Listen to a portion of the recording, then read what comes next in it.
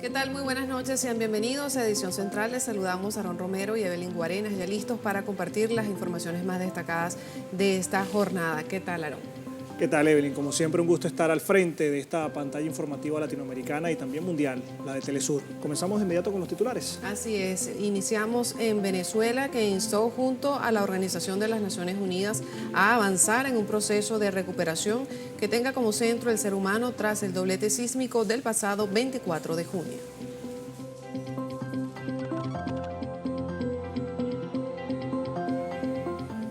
Igualmente, el gobierno de Estados Unidos, a través de su presidente Donald Trump, endurece su política de arrestos migratorios contra 12 nacionalidades, mientras el 70% de la población estadounidense afirma que el mandatario ignora las necesidades del país. Irán condena los ataques criminales de los Estados Unidos y Arabia Saudita contra Irak y advierte de un complot para ampliar la escalada regional.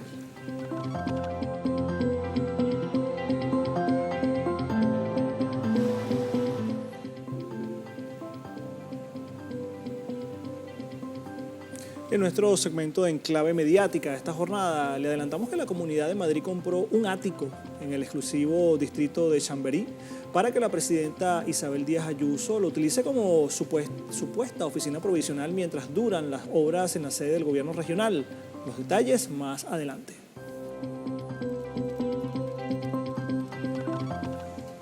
Nuestro compañero Luis Fernando Villasmil nos trae el adelanto de la información deportiva. ¿Qué tal, Luis Fer?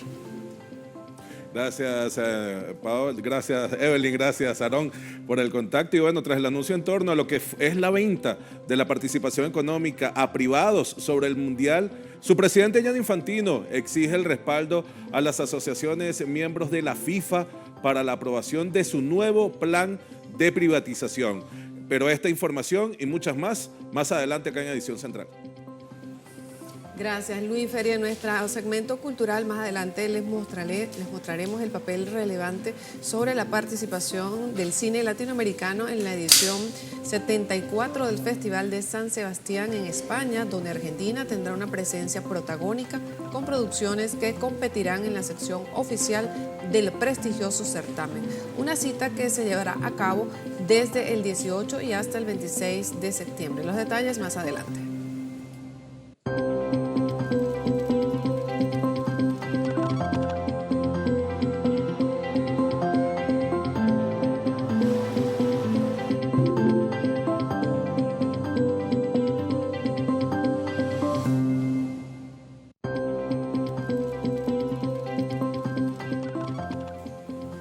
Conocidos los titulares, ahora vamos a ver el adelanto que nos ofrecen nuestros corresponsales. Tenemos a Freddy Morales desde Bolivia. Adelante con Freddy. Gracias, Aarón. Buenas noches. La Fiscalía de La Paz ha emitido una orden de aprehensión contra el expresidente Evo Morales, a quien se lo acusa por supuestamente haber participado en las movilizaciones, participado y dirigido las movilizaciones sindicales de los meses de mayo y junio últimos, que se prolongaron por 53 días. La orden de la Fiscalía determina que la policía debe de aprehender al expresidente para conducirlo ante una autoridad judicial para que preste sus declaraciones. Volvemos con más detalles. Gracias a nuestro compañero Freddy Morales. Vamos ahora desde Colombia con Hernán Tovar. Adelante.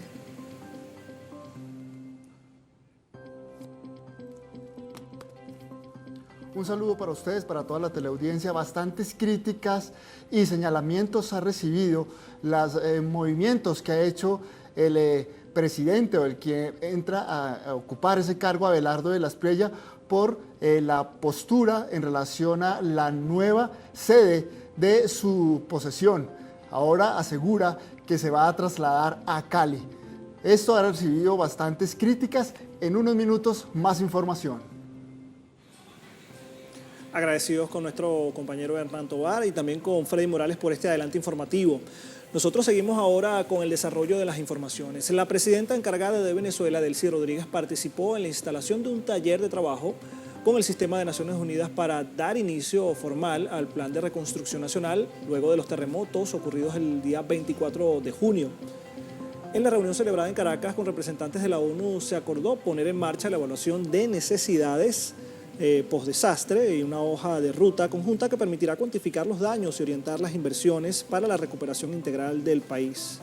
El encuentro forma parte de los esfuerzos del gobierno venezolano por coordinar la ayuda internacional y avanzar en el denominado Plan Maestro para una reconstrucción que tenga como centro el ser humano y que contempla además la atención prioritaria a zonas más afectadas como el estado de La Guaira, así como la restitución de viviendas, servicios públicos y el tejido económico y social. Desde la Organización de Naciones Unidas, representados por el coordinador residente Gianluca Rampolla, han ratificado su plena disposición a acompañar a Venezuela en este proceso, que busca no solo reparar la infraestructura dañada, sino también reducir las vulnerabilidades futuras y sentar las bases del desarrollo sostenible.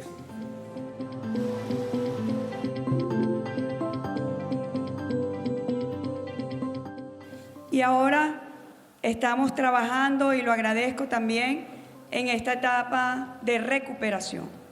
Recuperarnos y reconstruir. Es un trabajo que yo visualizo, este plan de evaluación de necesidades post-terremoto y este marco de recuperación resiliente, lo veo más allá. Como dijo el vicepresidente sectorial Héctor Rodríguez, no es solamente recuperar lo que se tenía, no, es ir más allá, porque el duplete sísmico también impactó en sectores en pobreza. Y por eso yo dije y le dije a Gianluca hace semanas, Gianluca, pasemos a una etapa de desarrollo. Superemos la dimensión humanitaria y vayamos a una etapa de recuperación y de reconstrucción que tenga como centro el ser humano en todas las dimensiones.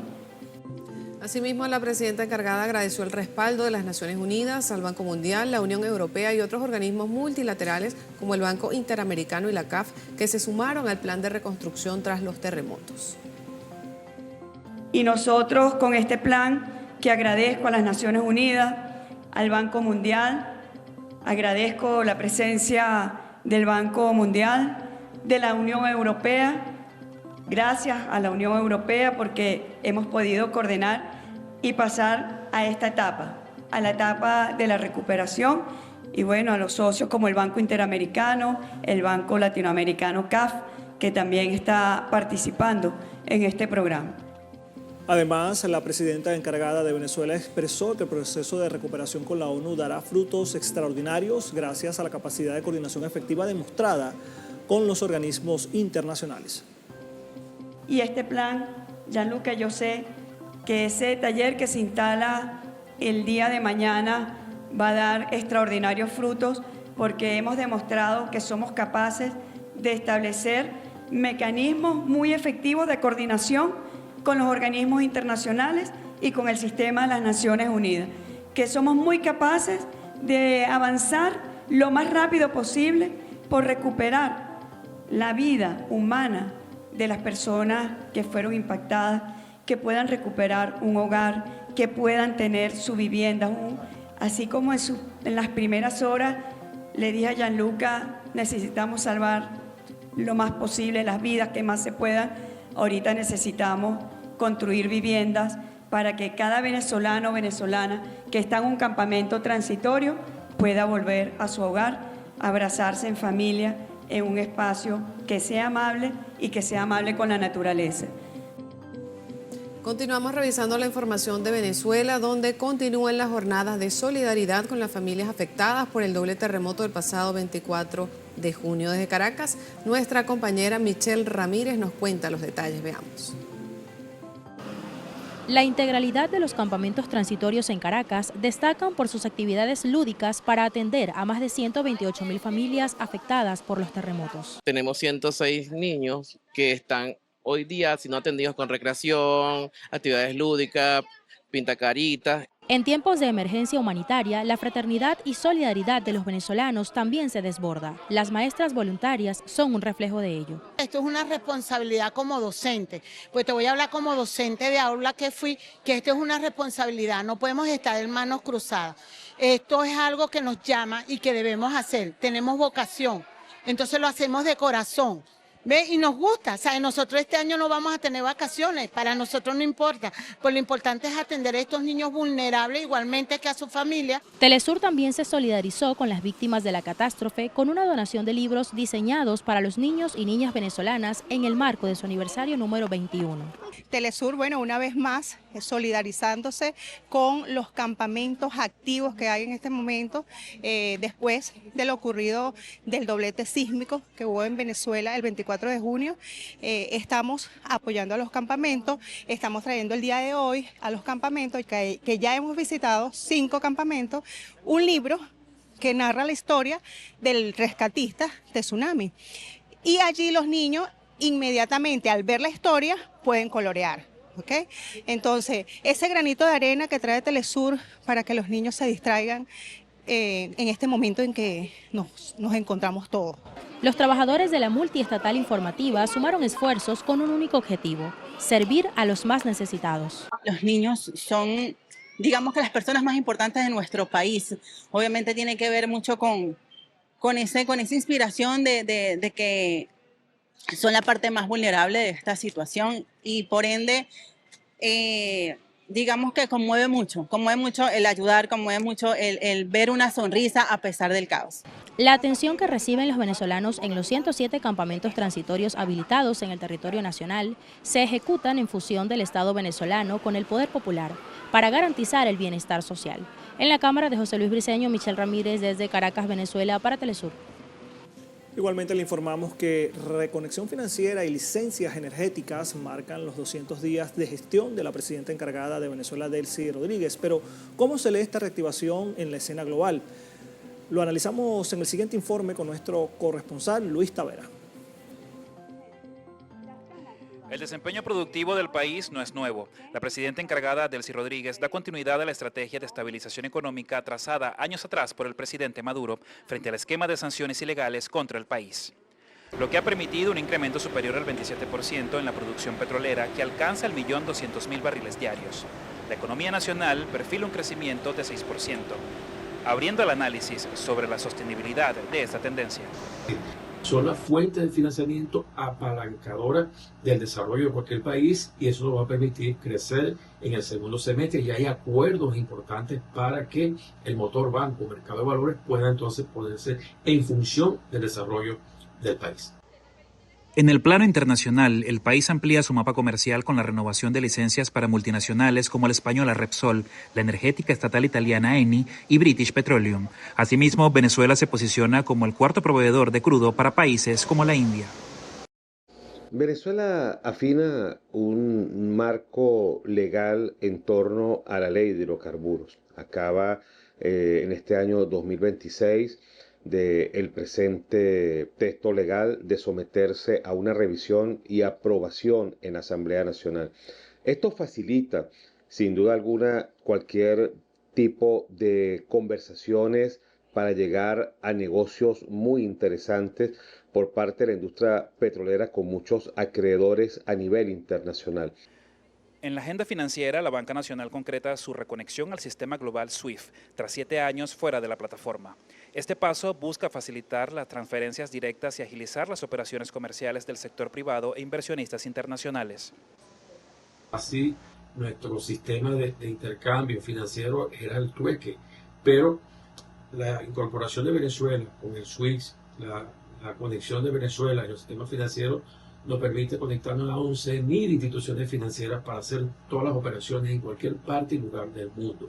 Es decir, podemos hacer transferencias, podemos recibir transferencias, remesas, inversiones, hacer pago correspondiente, garantizar operaciones, tener crédito en cualquier parte del mundo a través de las diferentes opciones de financiamiento.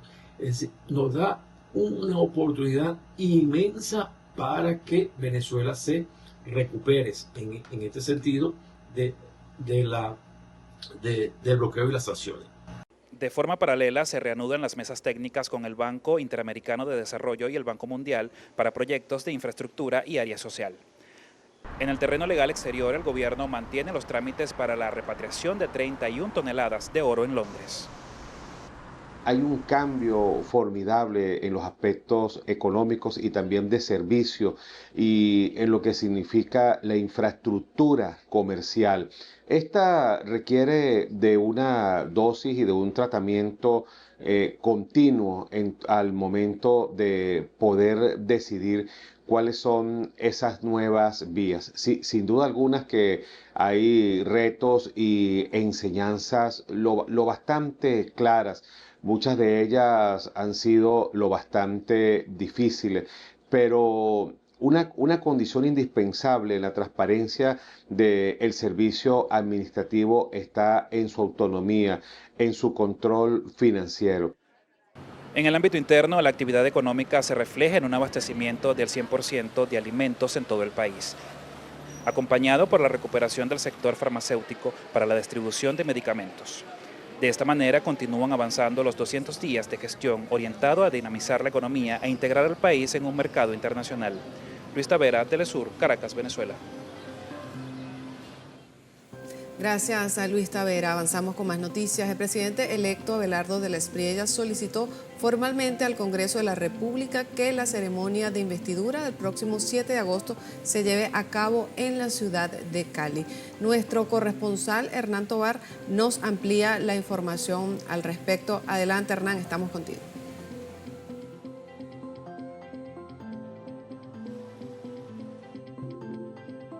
La teleaudiencia que nos va a través de las pantallas de Telesur y nos sigue a través de nuestra multiplataforma informativa, efectivamente, pues en realidad han sido dos solicitudes, dos movidas las que ha hecho el ahora presidente de la República, Abelardo de la Espriella, que se posesiona el próximo 7 de agosto. Inicialmente le solicitó al Congreso que su investidura la hiciera en una guarnición militar. El Congreso negó precisamente esta solicitud.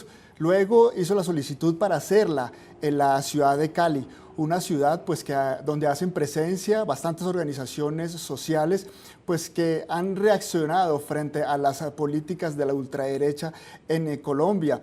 Y es allí, en una universidad privada, que se va a posesionar el próximo 7 de agosto, lo que ha suscitado bastantes críticas y controversias frente a cuál es el posicionamiento que quiere dar o quiere demostrar Abelardo de la Espriella, haciéndolo precisamente en ese fortín político de la izquierda, precisamente en la ciudad de Cali, en el departamento del Valle del Cauca y el Cauca, pues el ganador para las elecciones presidenciales fue Iván Cepeda. Y en ese contexto, pues hay que decir que no cuenta con una aceptación por parte de las organizaciones sociales que su posesión precisamente la haga en esta ciudad. Ya los estudiantes se están movilizando y los sectores sociales se están movilizando en contra pues, de lo que significa posesionarse por parte de Abelardo de la Espriella en esta parte del país. Pero ¿qué visión tienen las organizaciones sociales? ¿Qué críticas se les hace o se le hace precisamente a Abelardo de la Espriella en este contexto? Pues en el siguiente informe ahondamos más en el tema. La plenaria de la Cámara de Representantes avaló con una votación de 117 contra 7, el traslado del lugar de posesión presidencial de Abelardo de la Espriella, que históricamente se hace desde la Plaza de Bolívar en Bogotá. Inicialmente, el mandatario electo sufrió un revés en el Congreso al no conseguir las mayorías necesarias para realizar el evento en una guarnición militar. Tras este tropiezo, el acto se llevará a cabo en la Universidad Santiago de Cali, en la capital del Valle del Cauca. Para algunos analistas, solo proponer que su posición se realice en una instalación militar contradice la Constitución, que el propio La Espriella aseguró respetar durante su campaña. Sin embargo, miren cómo es de incoherente que durante la campaña hubo un discurso de el respeto a la Constitución, con el cual levantan miedos alrededor del discurso de la constituyente que tenía la izquierda. Y lo primero que él va a hacer es proponer una posesión en una guarnición militar, que es una cuestión clarísima de irrespeto a la Constitución. La Constitución es de carácter civil, Es una constitución firmada en el carácter civilista después de tantas constituciones militares en Colombia, y esa constitución de carácter civilista dice que estos actos son de posesión civil, y él inmediatamente planteaba un irrespeto a la Constitución. Incluso antes del rechazo de la Cámara de Representantes, algunos sectores ya cuestionaban el objetivo de Las Priellas de realizar su toma de posesión en la capital del Valle del Cauca y al interior de la Universidad de Santiago de Cali, pues esta ciudad es considerada un símbolo de resistencia social y política, especialmente tras la derrota electoral que sufrió ahí el candidato de derecha en las pasadas elecciones presidenciales. Suroccidente hay muy fuertes movimientos de izquierda y social. Una ciudadanía que se ha movilizado constantemente. Allí fue el epicentro nacional del estallido social de jóvenes y comunidades populares en el año 2021. La derecha en ese sentido, y él desde la extrema derecha, es como una especie de desafío, de ir a un terreno que de alguna manera quiere reconquistar. Analistas y sectores sociales aseguran que la ceremonia de toma de posesión de Las Priellas es el preludio de un escenario de provocación y confrontación con los sectores políticos alternativos y de izquierda, quienes ya se han declarado en desobediencia civil pacífica. Y aspiramos desde los sectores democráticos, el Pacto Histórico, la Alianza por la Vida y todas las voces civilistas, incluso en vertientes de la derecha, que hagamos todo un gran frente ante el fascismo, ante la violencia, ante la radicalidad de un gobierno con programa económico-social regresivo, altamente comprometido con querer destruir los avances que se construyeron en este cuatrienio por un gobierno progresista. Sectores sociales y estudiantiles de Cali y otras ciudades del país ya anunciaron movilizaciones contra la posesión de Las Priellas, un acto que consideran una afrenta y de espaldas al pueblo colombiano. Congresistas del Pacto Histórico, bancada de la oposición al gobierno entrante en el Congreso, anunciaron que no acudirán al acto de posesión el próximo 7 de agosto. En este proceso solo hacía falta que el Senado aprobara precisamente o avalara que Abelardo de Las Priellas se pudiera posesionar en otra ciudad que no fuera Bogotá, como históricamente lo han hecho. Pues hace pocos minutos el Senado de la República aprobó precisamente esa solicitud con una votación de 58 a favor y 30 en contra, lo que quiere decir pues que el próximo 7 de agosto el nuevo presidente Abelardo de Las Priellas se posesionará en la ciudad de Cali en un recinto cerrado al interior de la Universidad Santiago de Cali. Vamos a ver cómo se va moviendo toda esta situación, ya que las organizaciones sociales y como ustedes vieron, los partidos de oposición no van a estar en la instalación, pero sí va a haber movilizaciones, de hecho ya las hay en las afueras de esa universidad. Los estudiantes aseguran que no están de acuerdo pues en relación a que esta ciudad se ha convertido en una ciudad donde se critican las posturas de derecha y no están de acuerdo precisamente con la propuesta que se hizo desde la campaña de Abelardo de Las Priellas, cercenando algunos derechos. Así que estaremos muy pendientes de lo que vaya a pasar el próximo 7 de agosto en Colombia. Agradecidos con Hernán Tovar, por supuesto también desde la pantalla y desde nuestra sede central estaremos atentos a lo que acontezca en los próximos días en Colombia. Ahora tenemos información desde Ecuador, ya que en esta nación suramericana se han registrado 305 homicidios de menores durante el primer semestre del año, la cifra más alta desde que se tienen registros según datos oficiales. El 93,1% de los asesinatos ocurrieron en provincias costeras, donde se mantiene el estado de excepción decretado por el presidente Daniel Noboa, vinculados a rutas de narcotráfico y grupos delictivos. El 81,6% de las víctimas tenían entre 15 y 17 años y en el 93,1% de los casos se emplearon armas de fuego. En ese contexto, entre enero y junio fueron detenidos 1.697 menores de edad, un 24,2% más que en todo el año 2025. El Observatorio de la Niñez reportó 273 menores desaparecidos, un aumento del 133% respecto al mismo periodo del año anterior.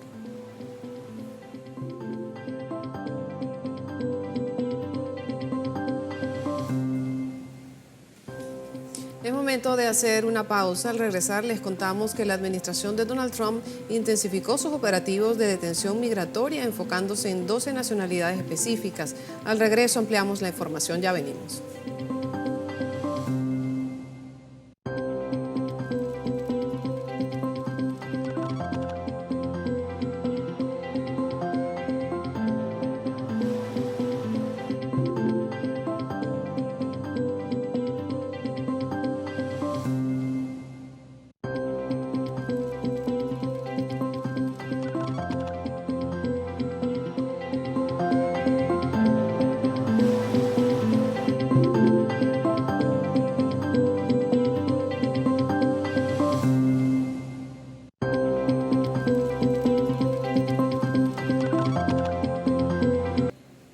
Seguimos con más en esta edición central. Lo hacemos desde Bolivia, ya que la Fiscalía Departamental de Santa Cruz libró una orden de captura contra el expresidente Evo Morales.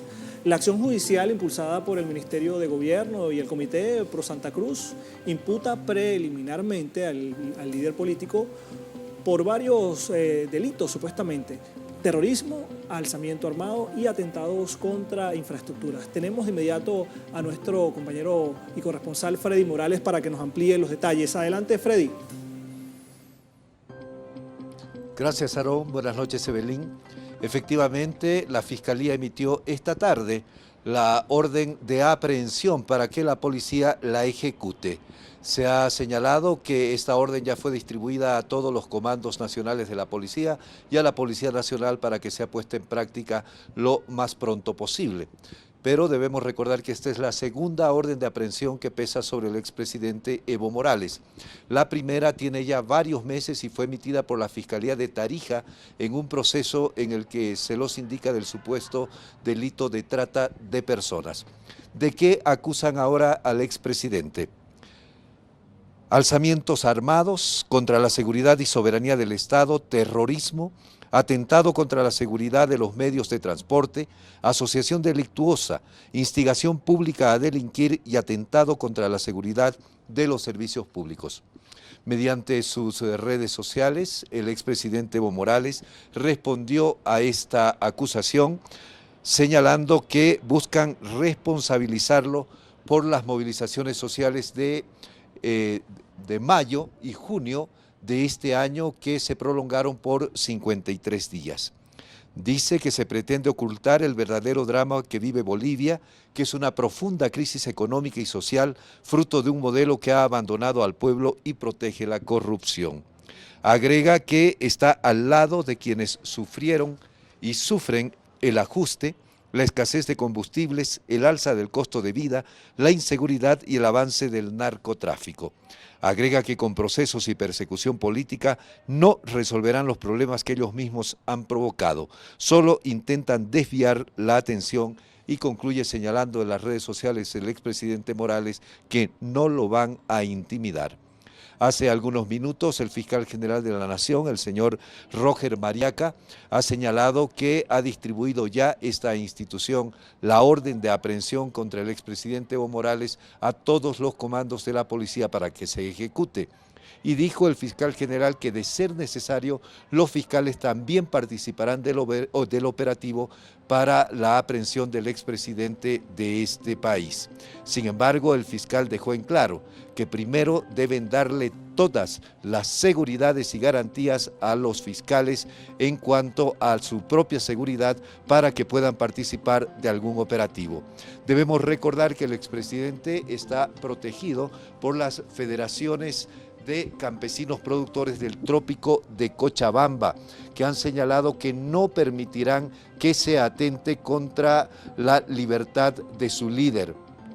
Estas organizaciones de campesinos han señalado que están dispuestos incluso a ofrendar su vida para evitar que se ejecute y se dé lugar a una injusticia como es la orden de aprehensión del expresidente. También se ha pronunciado el gobernador de Cochabamba, que es militante del partido del expresidente Evo Morales, el gobernador Leonardo Loza, quien ha señalado que se trata de una persecución política. No se resolverán los problemas económicos con la persecución política, dijo el gobernador de Cochabamba, y dijo que pretenden tapar la mala administración del gobierno con persecución política. Es la situación hasta el momento en cuanto a este tema. Compañeros. Así es, muchas gracias, Freddy Morales desde Bolivia. Justamente seguimos con este tema porque, como bien lo decía Freddy, el gobernador de Cochabamba, Leonardo Loza, calificó esta orden de captura contra Evo Morales como persecución política. Vamos a escucharlo.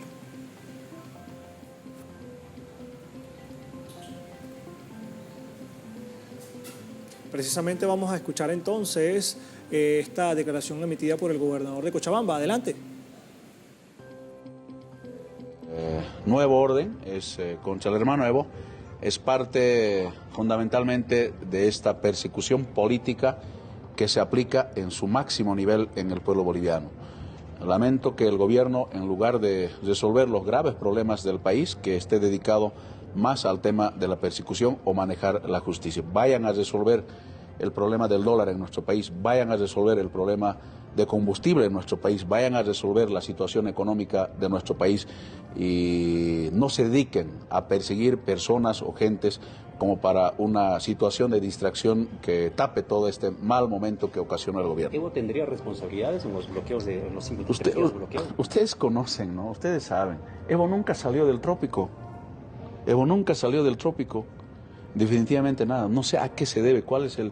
No sé si lo habrán notificado por lo menos para sacar ese circular de aprehensión. No tengo información. Pero sé que Evo no estaba involucrado ni ha formado parte de los bloqueos, ustedes saben, ¿no? Trópico muy tarde reaccionó con relación a los problemas que ha ocurrido en nuestro país. Lamento que en Bolivia se aplique una guillotina contra los líderes que, por supuesto, denuncian el mal trabajo de este gobierno. ¿Están queriendo amedrentar a los dirigentes? Totalmente. Anteayer detuvieron al profesor Freddy Mamani, expresidente de Cámara de Diputados. ¿No? Pretenden tapar la mala administración del gobierno con una persecución política. Eso no puede ocurrir en Bolivia. Avanzamos ahora con información desde Uruguay. Un estudio reveló que se detectó glifosato por encima de los límites máximos en 6 de 12 alimentos de consumo habitual. Mateo Grilla tiene los detalles. Ningún agroquímico se usa tanto en Uruguay como el glifosato. Solo en 2024 se importaron más de 18.000 toneladas. Se rocía sobre la soja y el maíz transgénicos, modificados en laboratorios para resistirlo. También sobre otros cultivos, antes de la siembra. Y al final del ciclo, como desecante. Se moja la planta para secarla días antes de cosechar y apurar así la entrada de las máquinas. Porque la semilla transgénica nunca llega sola. Los transgénicos no solo podrían tener un efecto en la salud de quien los consume, sino también en la forma de producción. Entonces yo puedo elegir no consumir transgénicos porque sé que en el momento de producirse eso tiene un impacto en el ambiente, en el suelo, porque el transgénico se planta con todo un paquete tecnológico que incluye el uso de herbicidas, de plaguicidas, que está afectando tanto a la salud de las personas que los utilizan, esos agrotóxicos, como a los residuos que puedan quedar en el suelo, en el agua, incluso en los alimentos luego cuando los vamos a consumir. Un estudio publicado recientemente analizó 12 productos alimenticios y en 6 encontró glifosato por encima de los límites máximos internacionales. Fideos, lentejas, arroz, polenta, leche en polvo y avena. En los fideos y las lentejas, más de 5 veces por encima del límite. En el arroz, la polenta y la leche en polvo, más de 10. Todos los alimentos son de consumo habitual en la dieta de los uruguayos y se venden en cualquier superficie comercial. Para William Martínez, productor ecológico y diputado nacional, lo que hay que discutir no es sobre los productos, sino sobre el modelo entero. Y yo creo que nosotros deberíamos tener un mayor debate, por lo menos, sobre cómo nos estamos alimentando y bueno, cuáles son los riesgos que traen algunos modelos de producción de alimentos. Como dato importante, lo que son los países de la Cuenca del Plata, Paraguay, Bolivia, Argentina, Brasil, y Argentina y Uruguay, son los que tienen un mayor uso de agroquímicos por hectárea en el mundo, y en especial de herbicidas. El modelo de producción uruguaya habilita el uso de glifosato como herbicida general y sobre todo como desecante antes de la cosecha, para secar la planta, bajar la humedad del grano y entrar antes con las máquinas. Esto provoca que lo que se aplica en el campo no se queda en el campo, sino que termina en la mesa de los uruguayos. El modelo productivo que prioriza la cantidad rentabilizable sobre la calidad de los alimentos debería ser cambiado, según el viceministro de Salud, Leonel Brioso. Hay posibilidades sostenibles de cambiar a modelos sustentables con mínimo o sin agrotóxicos que mejoren la calidad de los alimentos y no necesariamente impacten en la cantidad de la producción. Tenemos que cambiar la cabeza y eso también implica un cambio del cual estamos haciéndonos parte de todo el gobierno nacional, de cuál debe ser el lugar del país en el concierto internacional de la producción de alimentos y debe ser solamente cantidad o más calidad. Aunque las conclusiones del estudio son preliminares, varias preguntas merecen ser contestadas. Entre ellas, ¿qué es lo que verdaderamente comemos cuando vamos a la mesa? Mateo Grille, Telesur, Montevideo, Uruguay. Ahora vamos a la región del Caribe latinoamericano. 4 parques solares ya alivian el día en Pinar del Río, pero los apagones siguen siendo largos en Cuba. Las autoridades y técnicos explican cifras y desafíos. Esto tras la crisis energética que vive el país debido al bloqueo estadounidense. Tenemos el siguiente reporte que nos ofrece nuestra corresponsal Evelyn Leiva. La provincia más occidental de Cuba suma energía fotovoltaica en medio del déficit eléctrico. El intendente Jordan Ramírez reconoce el avance, pero también la persistencia de cortes prolongados que aún golpean a la población. Ya hemos construido 4 parques de energía fotovoltaica en el territorio, que como provincia estamos ya hace un mes y tanto obteniendo esa energía para la provincia como tal y se han visto la mejoría. Que los apagones se han acabado negativos, siguen, continúan, que son muchas horas, los reconocemos, pero hacia ahí vamos. Uno de esos parques es el Miguel Cabañas Perojo, ubicado en el municipio Consolación del Sur, imprescindible para la red provincial. Su director, Pablo Pérez, compartió detalles de la magnitud de inversión y lo que genera diario sin acumulación. Este parque es un parque de 21.85 megawatts pico de potencia, que en el tiempo que ha estado generando desde el día 16 de junio ha producido como promedio 126 megawatt-hora diarios. Este parque es una inversión de la Unión Eléctrica del proyecto de los 1000 megawatt P. El inversionista es la Unión Eléctrica, la empresa eléctrica de Pinar del Río, y los constructores fundamentales fueron la empresa constructora de acá de la provincia, del MICONS. Se logró sincronizar al sistema, aporta energía fundamentalmente para acá, para la provincia, durante el horario diurno. Este parque no tiene acumulación. Pero la ejecución de estas obras no es sencilla. Josvani Torres, responsable de proyectos de la entidad, pone el foco en la calidad del montaje y el trabajo conjunto de varias entidades para que cada parque entre en servicio sin contratiempos. Mi misión, es por la parte de la eléctrica, de la empresa, llevar a cabo que se ejecuten correctamente cada uno de los proyectos que tiene cada objeto de obra. Y hacer todas las pruebas finales para lograr también poner en marcha el parque fotovoltaico. Lo correcto es que el montaje se haga de la manera más adecuada y ajustada a los proyectos ejecutivos. Siempre que se cumpla y se hagan con la calidad, se logra al final el objetivo que se persigue. Pinar del Río avanza en la carrera fotovoltaica, pero sus 21.85 megawatt pico y los 126 diarios apenas alivian un sistema que aún sufre horas sin electricidad. El reto está en sostener la calidad constructiva, sumar más megawatts y sobre todo disminuir los recortes eléctricos. La energía del sol está, pero aún no es suficiente en medio de un bloqueo energético y el recrudecimiento de una política genocida. Javier Campanería y Evelyn Leiva Romero, Telesur, Pinar del Río, Cuba. El ejército de Nicaragua respalda la reforma constitucional y reafirma su rol garante de la soberanía ante la Asamblea Nacional. El general Julio César Avilés, jefe del ejército de Nicaragua, a través de un comunicado expresó: queremos, en nombre de todos, agradecer la invitación de la Asamblea Nacional para estar aquí con ustedes, para conocer, de primera mano, como usted lo ha expuesto, los alcances de la reforma a la máxima ley de la nación, como es nuestra Constitución Política. Asimismo, manifestó lo siguiente en nombre del Consejo Militar, del Cuerpo de Generales, de los oficiales superiores, oficiales subalternos y, por supuesto, de la Comandancia General, expresarles a ustedes nuestro firme respaldo a la reforma de la Constitución Política que se realiza en pleno ejercicio de ser libres, soberanos e independientes. Queremos reafirmar a nuestro pueblo y a nuestras autoridades supremas que los miembros del Ejército de Nicaragua, como leales y dignos herederos de los ideales del general Sandino y de su ejército defensor, y leales a la memoria inmortal de los miles y miles de héroes y mártires caídos por la libertad de nuestra patria a lo largo de la historia, asumimos el compromiso de respaldar y defender siempre el derecho de ser libres y soberanos para conducir nuestros propios destinos sin la injerencia extranjera.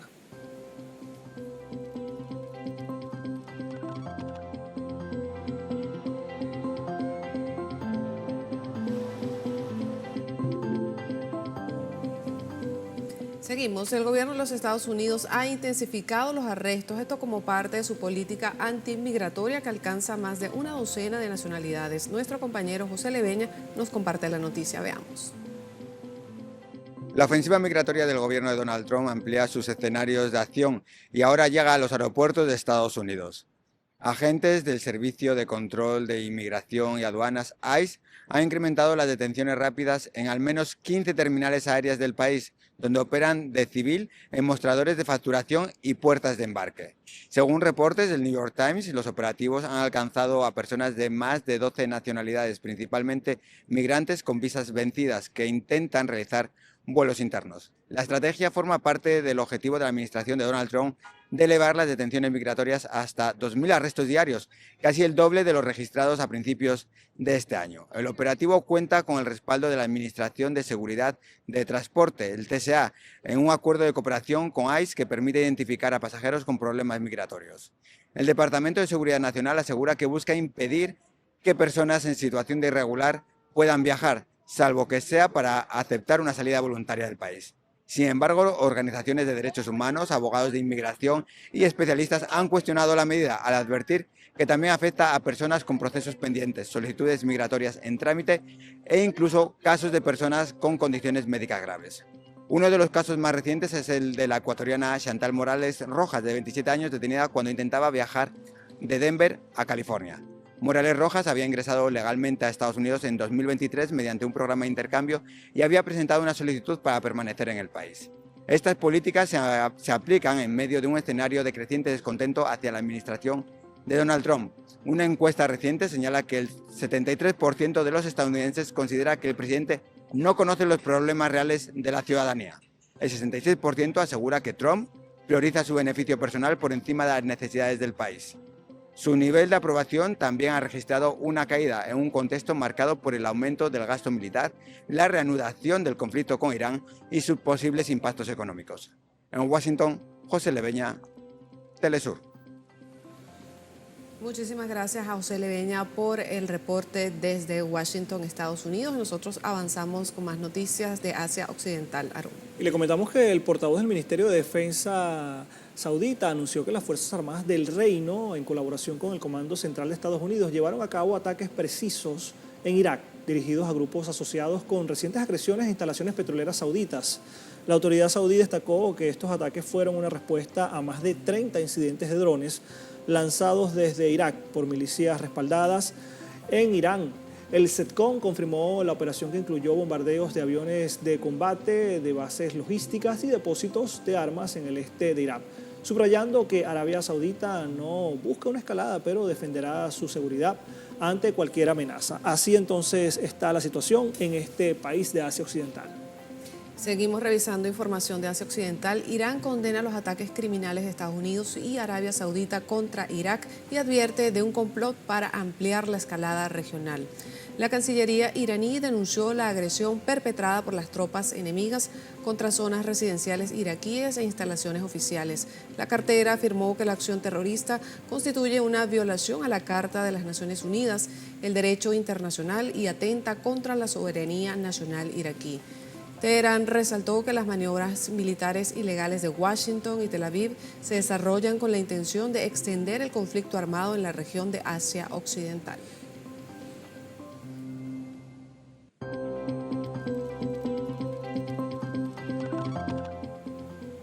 Y la presencia masiva de iraníes en las calles refuerza el apoyo a las Fuerzas Armadas y al gobierno de la República Islámica, mientras el pueblo reafirma también su defensa al país ante las agresiones tanto de Estados Unidos como de Israel. El pueblo iraní ha permanecido firme ante las amenazas estadounidenses e israelíes, exigiendo el fin de la era de las intimidaciones, y han afirmado que la defensa de la patria no es solo una cuestión de Estado, sino una voluntad popular. El pueblo respalda además el carácter innegociable de las capacidades misilísticas y defensivas del país persa, así como su derecho soberano sobre el estratégico estrecho de Hormuz. Las autoridades iraníes han dejado claro que tanto en el campo de batalla como en la mesa de negociaciones, la prioridad absoluta es la defensa de los intereses nacionales.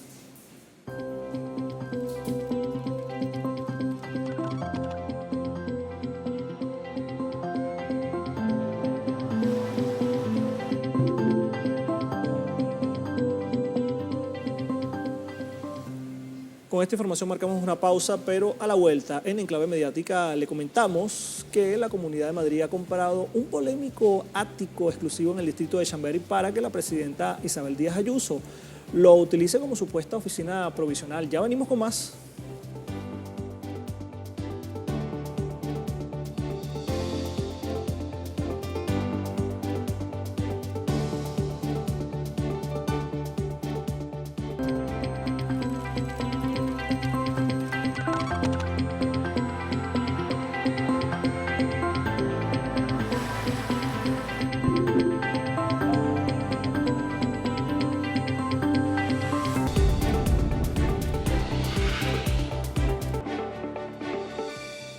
Gracias por permanecer en la pantalla de Telesur. La Comunidad de Madrid, en España, ha comprado un ático de 4 millones de euros en el distrito de Chamberí para que Isabel Díaz Ayuso lo utilice como oficina mientras dure la reforma de su despacho. Veamos el siguiente material. La Comunidad de Madrid, precedida por Isabel Díaz Ayuso, ha comprado un ático lujoso de 485 metros cuadrados en el distrito de Chamberí, para que la presidenta lo utilice como supuesta oficina provisional. El traslado se justifica por las obras de remodelación de su despacho en la Real Casa de Correos, ubicada en la Puerta de Sol. El Ejecutivo Autonómico sostiene que la adquisición representa una oportunidad para disponer de espacio para reuniones institucionales y recepción de visitas. Además, recalcan que en ningún caso está previsto que este inmueble sea residencia oficial de la presidencia de la comunidad, recordando que la región no dispone de residencias oficiales para sus gobernantes. La propia presidenta de la Comunidad de Madrid calificó las informaciones sobre la compra como una campaña de desprestigio, coordinada en su contra, denunciando el momento de su publicación en plena crisis por los incendios forestales. En este sentido, Ayuso insistió en que no se trata de su vivienda, ni de un beneficio personal. No es mi casa, no es mi residencia, no es para mí y no me le han comprado a Ayuso nada. Yo entiendo la campaña de desprestigio que se elige hoy en concreto para echarme la opinión pública encima. Es falso. Yo no me estoy comprando nada, insisto, y no se me está comprando nada. Sin embargo, la oposición ha reaccionado con dureza. Tanto el partido Más Madrid como el Partido Socialista Obrero Español, PSOE, han exigido explicaciones urgentes por el gasto de 4 millones de euros públicos, cuestionando por qué no se emplearon despachos o sedes institucionales ya existentes, mientras critican la falta de transparencia en la operación, evidenciando la arbitrariedad en la gestión del gobierno. Ahora veamos cómo los medios reflejan esta situación. Comenzamos con el portal RTVE Noticias de España.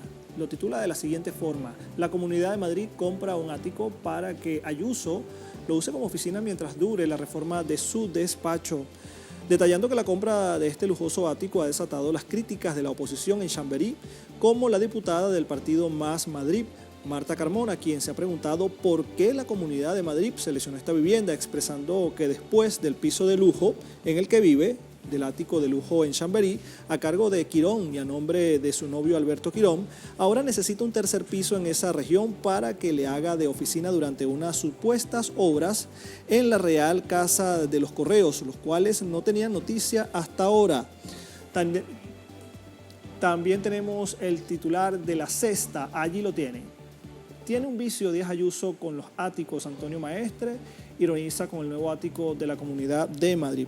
Reseñando, por supuesto, las declaraciones del periodista Antonio Maestre, quien señaló que el gobierno regional ha mentido en algo que es evidente, resaltando que el edificio en el que está el ático tiene un uso residencial y no puede tener uso administrativo o de oficinas a partir de la planta primera, a lo que insisten que las autoridades tienen que explicar por qué han comprado un aticazo de 6 millones de euros con el dinero del pueblo para que Ayuso se sienta a gusto y también cómoda. Tenemos de inmediato también el Plural de España.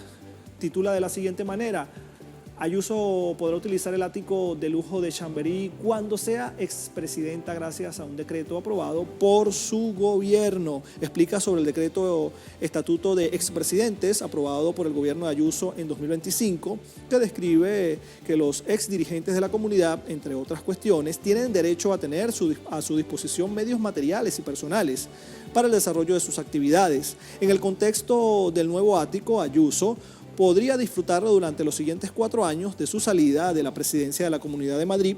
Esto gracias a la ambigüedad de este decreto, puesto que en el inmueble encajaría precisamente en esos medios materiales necesarios.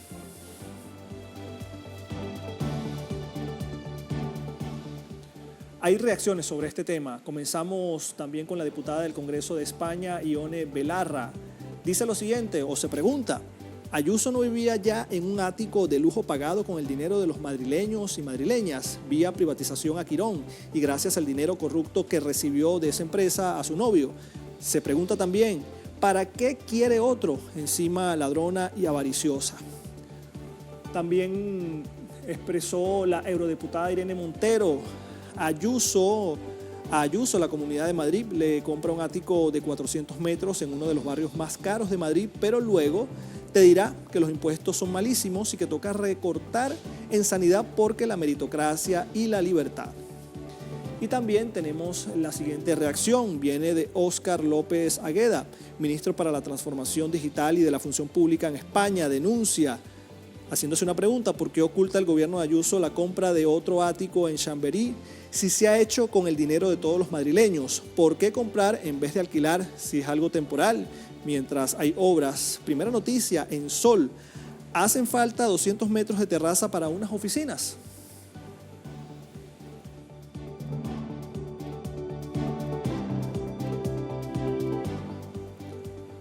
Hasta acá este segmento de Enclave Mediática en esta edición central, pero no se vaya porque ya viene la información deportiva con Luis Fernando Villamil.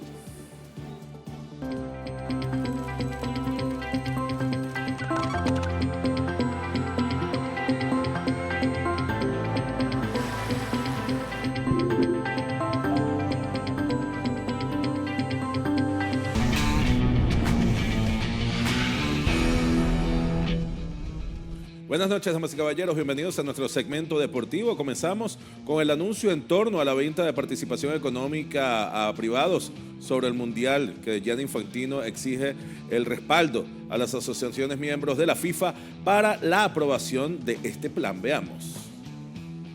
En el comunicado difundido a través de los canales oficiales de la FIFA, su presidente lanzó un ultimátum a las 211 asociaciones, donde otorga un plazo de 53 días para la aceptación de la propuesta. En el texto, Infantino advirtió que quienes se opongan perderán hasta el 75% del financiamiento proyectado. Recordemos que el plan de Infantino contempla la creación de la FIFA Forward Enterprise, un ente filial de la institución, la cual cedería un 20% de sus acciones a la participación privada con el objetivo de gestionar torneos como el Mundial y el Mundial de Clubes. Por otra parte, Infantino subrayó que la gran suma de dinero prometida para la gestión de 2027 no estaría disponible si se mantiene el modelo actual, por lo cual las diferentes federaciones y asociaciones ya han reaccionado a lo que consideran como un proceso impuesto y sin consenso. Y luego del ultimátum de Gianni Infantino, la UEFA reaccionó a través de un comunicado.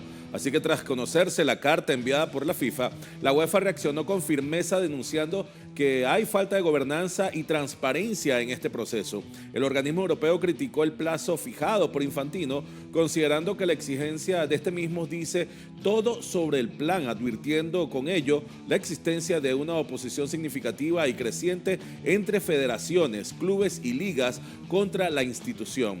Por ello, la UEFA subrayó en su comunicado que la FIFA no puede seguir utilizando el deporte para enriquecerse a sí misma y a sus amigos, alegando que el crecimiento del fútbol debe priorizar a jugadores y aficionados. De esta forma, el mensaje fue difundido por la UEFA, que tras realizar este hecho consultas a las distintas partes interesadas, lo que antecede a un posible choque institucional de gran alcance, dado que la UEFA considera el proyecto como impuesto y sin consenso.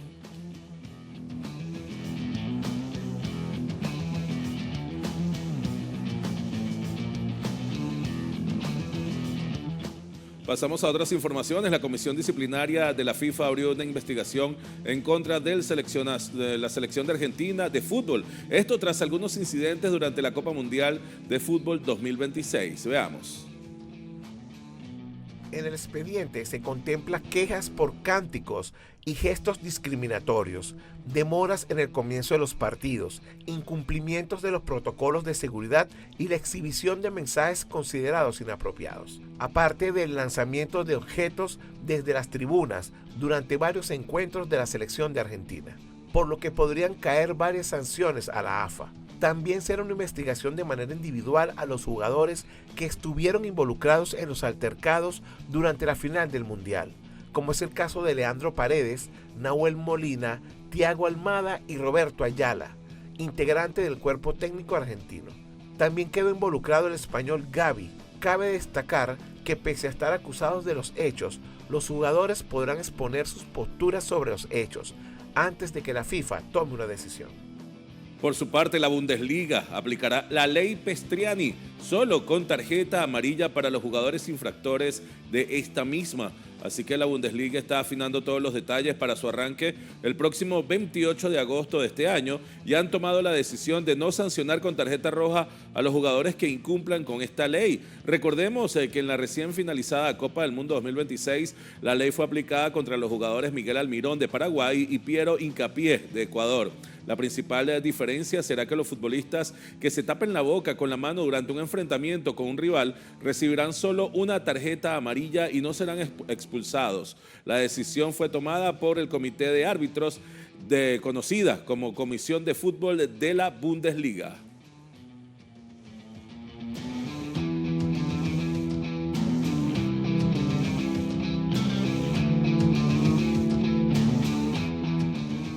Y tras su reciente participación en el Mundial 2026, Neymar Jr. confirmó este miércoles su retiro de la selección brasileña. Así que luego de 16 años vistiendo la camiseta de la Canariña, el delantero brasileño anuncia la culminación de su trayectoria con la selección después de disputar 4 Copas del Mundo, donde se convirtió en referente ofensivo por más de una década. Recordemos que Neymar Jr. debutó con Brasil en 2010 frente a los Estados Unidos, acumulando a partir de allí en adelante 130 partidos, 79 goles y 59 asistencias con esta camiseta, convirtiéndose en el máximo goleador histórico de su país. En su recorrido con la selección incluyó la Copa Confederaciones de 2013 y el oro olímpico en Río de Janeiro 2016, aunque nunca pudo conquistar el título mundial con esta camiseta. Así que además, con este anuncio Neymar cede el liderazgo a Vinicius Jr., abriendo paso a una nueva generación dentro del seleccionado sudamericano.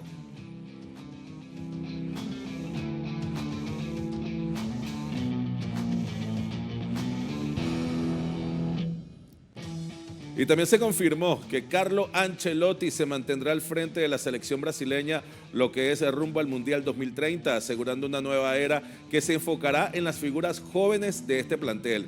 Así que recientemente Ancelotti regresó a la ciudad de Río de Janeiro, donde mantuvo una reunión con el Departamento de Selecciones Nacionales para definir los próximos compromisos de la Canariña, la cual está preparándose para su siguiente fecha FIFA, que será en el mes de septiembre. Sin embargo, el italiano aseguró que se mantendrá al frente de este proyecto hacia la Copa del Mundo 2030, donde aspiran conquistar la ansiada sexta estrella, además de la Copa América 2028, recalcando la importancia de este periodo donde probarán nuevos jugadores, dándole prioridad a los nuevos talentos, sin descartar en su totalidad a los futbolistas que estuvieron en la Copa del Mundo 2026 y que todavía tienen muchos aportes para dar en la cancha, asegurando que van a trabajar duramente para darle una representación digna a Brasil en los siguientes torneos internacionales.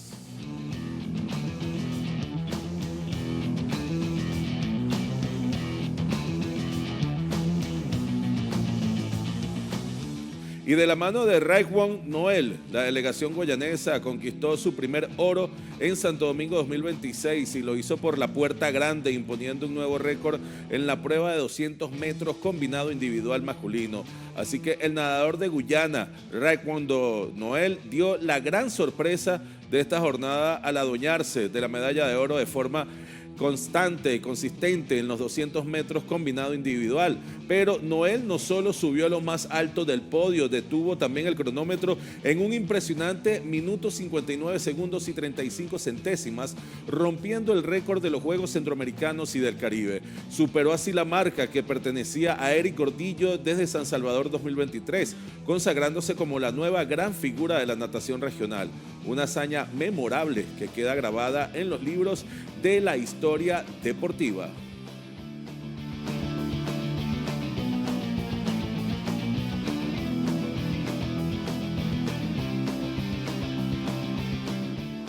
Y el equipo mexicano de tiro con arco firmó una jornada histórica, inolvidable, al dominar de principio a fin las finales de la modalidad de arco recurvo, conquistando múltiples medallas de oro y de plata. Así que esta dupla, conformada por Alejandra Valencia y Matías Grande, demostró una coordinación impecable y gran temple en momentos decisivos, adjudicándose la medalla de oro en la final de equipos mixtos de arco recurvo. Asimismo, en la modalidad individual femenina, México aseguró los 2 primeros lugares del podio. Alejandra Valencia conquistó la medalla de oro con una gran actuación y Ana Paula Vázquez se quedó con la medalla de plata tras protagonizar una disputada y emocionante final mexicana. Por su parte, en la categoría individual masculina, Matías Grande tuvo una gran jornada al colgarse la presea de oro en la final de arco recurvo, cerrando con broche de oro una participación impecable tanto en la modalidad individual como en la modalidad mixtos.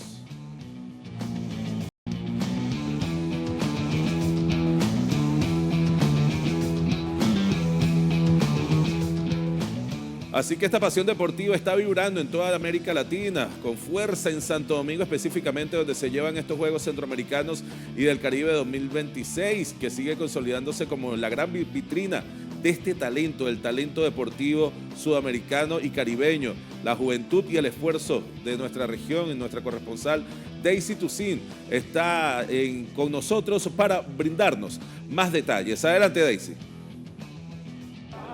Gracias, compa, por el pase. Me encuentro desde las gradas de natación, una de las 19 disciplinas que se están realizando al día de hoy en estos Juegos Centroamericanos y del Caribe 2026 aquí en República Dominicana. Hemos hecho un recorrido por diversas actividades que se han estado desarrollando y hemos preparado un para ustedes. Veamos.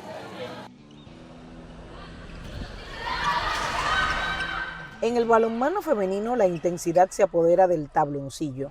Diversas delegaciones de la región miden fuerzas en encuentros de alta exigencia táctica y física, donde el recambio generacional de nuestras atletas comienza a rendir frutos en el ciclo olímpico. Sí, de hecho es mi primera vez participando de los Juegos, es mi primer proceso olímpico, entonces la verdad estoy muy orgullosa y como que siento el alma de orgullo de representar a mi país.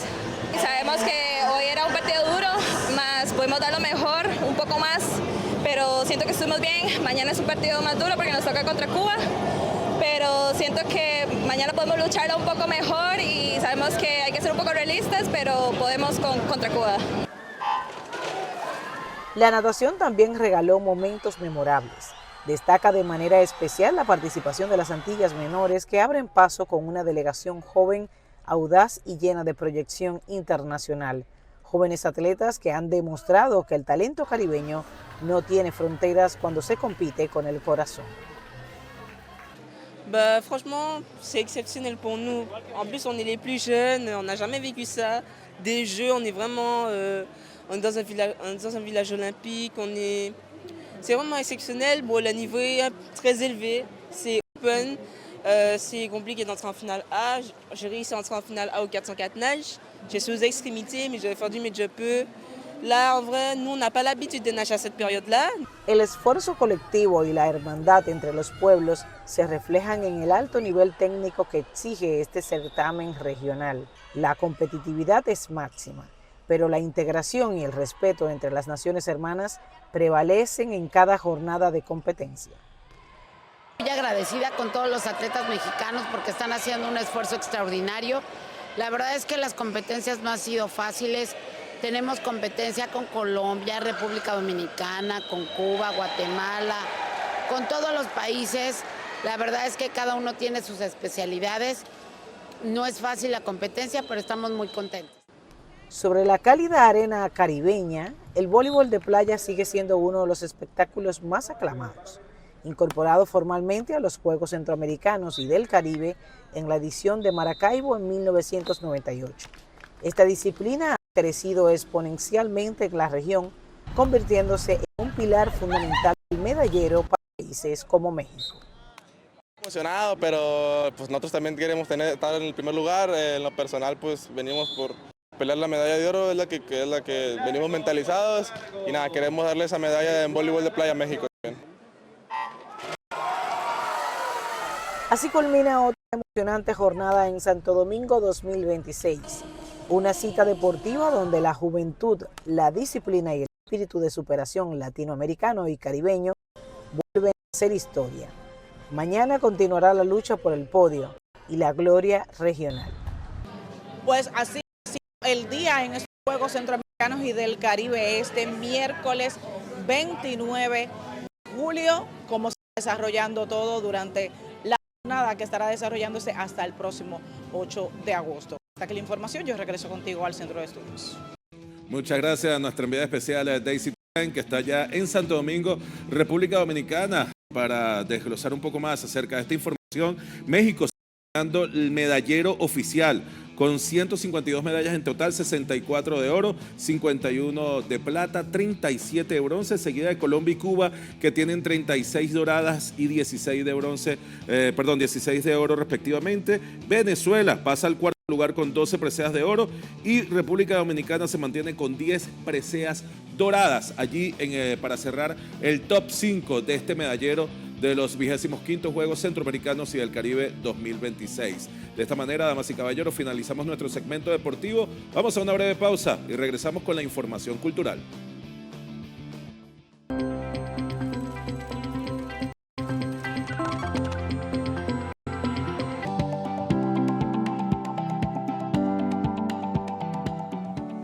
Bienvenidos a su espacio cultural en Edición Central. Comenzamos en España y es que se llevará a cabo del 18 al 26 de septiembre la edición número 74 del Festival de San Sebastián, una cita que rinde homenaje al actor argentino Ricardo Darín con su cartel oficial que destacará con la relevante participación del cine latinoamericano.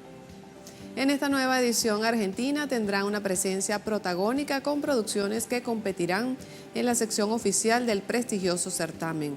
Películas como Glaxo de Benjamín Neistat y Mis Muertos Tristes del chileno Pablo Larraín, producciones que competirán por la Concha de Oro, además de contar con destacadas actrices argentinas como Lali Espósito, Mercedes Morán y Dolores Fonsi, quienes disputarán el galardón oficial referente a reconocidos cineastas internacionales.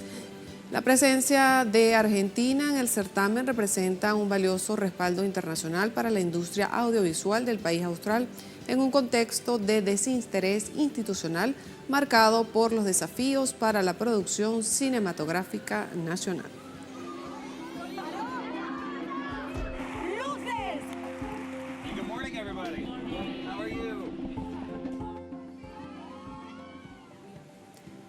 David Brooks, jefe de la oficina del medio La Jornada en los Estados Unidos, fue distinguido con una mención especial de los premios Maria Moores Cabot 2026, prestigioso reconocimiento otorgado por la Universidad de Columbia que destaca su sobresaliente trayectoria en el periodismo interamericano.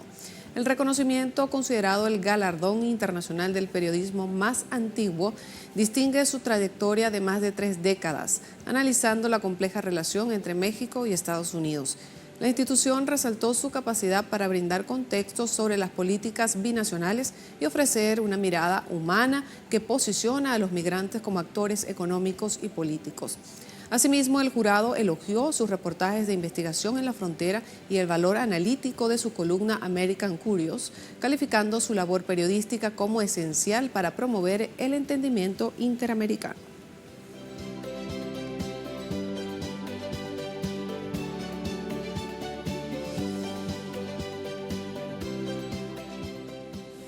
Y a pesar del bloqueo criminal impuesto a la isla durante más de 6 décadas, la cultura trasciende fronteras para construir puentes entre Cuba y Estados Unidos.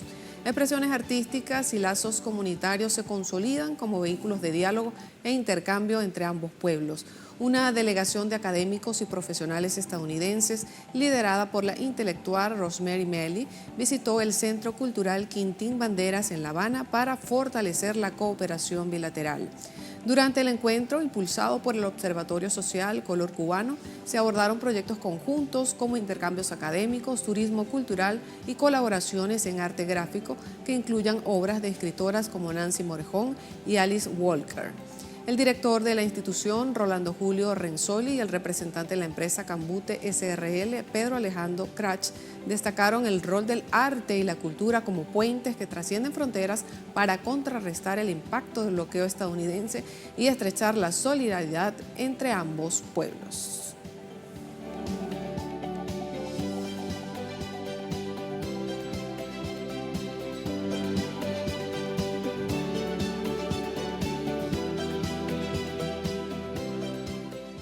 Y en México, el Museo Universitario del Chopo presenta la exposición El límpido espejo de mis ojos, 1968-2025, una muestra compuesta por más de 130 piezas del creador Nahum B. Senil, que permanecerá disponible hasta el 30 de agosto de este año 2026.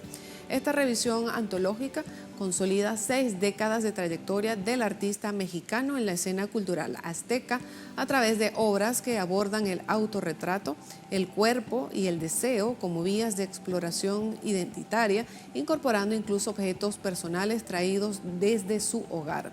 En diálogo con esta muestra, el recinto presentó la propuesta Madre Improbable de la creadora Nour Bissout y la revisión histórica No Objetualismos hacia un pensamiento visual independiente. Según detalló su escritora Sol Enaro, el conjunto ofrece un equilibrado panorama disciplinar y generacional enfocado en el arte contemporáneo de América Latina, reafirmando el compromiso del espacio con la diversidad temática y formal.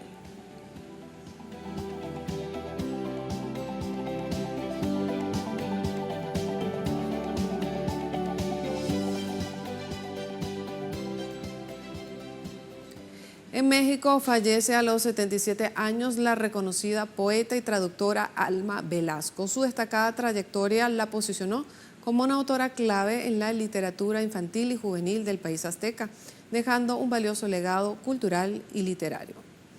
Según confirmó su esposo, el escritor Eduardo Casar González, egresada de la Universidad Nacional Autónoma de México y del Conservatorio Nacional de Música, la también cantante azteca construyó una destacada trayectoria en la que entrelazó la literatura, la docencia y el canto, reconocida por obras como Horripilantario y Me llaman la tequilera, así como por libros infantiles y manuales de voz.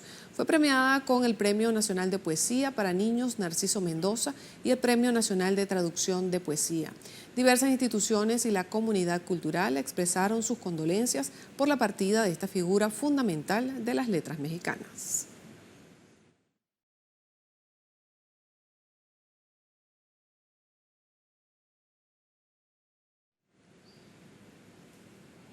Cambiamos de tema. Asistentes al ciclo conversamos sobre el pensamiento de Fidel en Bolivia. Destacaron la vigencia del líder cubano Fidel Castro como abanderado de la cultura latinoamericana y caribeña, resaltando su trascendencia en el pensamiento e ideario en la región. Con motivo del centenario del natalicio de Fidel Castro, el Centro Cultural Naira Guiri de este país acogió un panel dedicado a su pensamiento cultural organizado por la Casa de la Solidaridad Nuestra América. El encuentro incluyó proyecciones audiovisuales sobre la Escuela Internacional de Cine de San Antonio de los Baños e intervenciones de Gabriel García Márquez. Los ponentes y el público destacaron el impacto transformador de las políticas culturales cubanas en la emancipación de los pueblos y resaltaron el profundo sentido humanista y la formación integral fomentada por la revolución.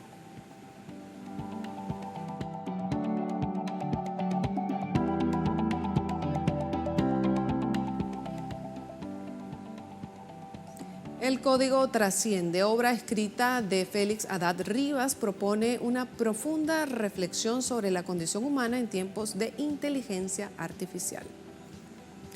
El libro analiza el impacto de la tecnología acelerada frente a nuestra limitada capacidad para comprendernos y evolucionar conscientemente. El autor y empresario aborda la condición humana frente al vertiginoso avance de la inteligencia artificial. A través de un recorrido en 7 movimientos que integran en neurociencia, filosofía estoica y pensamiento budista, la obra cuestiona los riesgos de desarrollar máquinas inteligentes sin cultivar una conciencia profunda.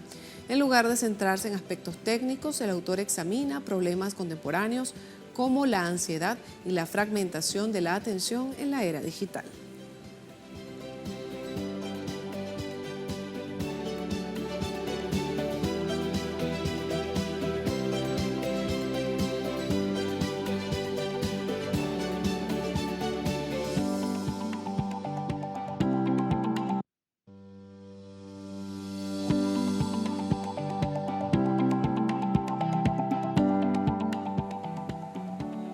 Y así llegamos al final del segmento cultural y también de su edición central. Se despide de ustedes en nombre de todo el equipo técnico y de producción Evelyn Guarenas. Que tengan todos una feliz noche.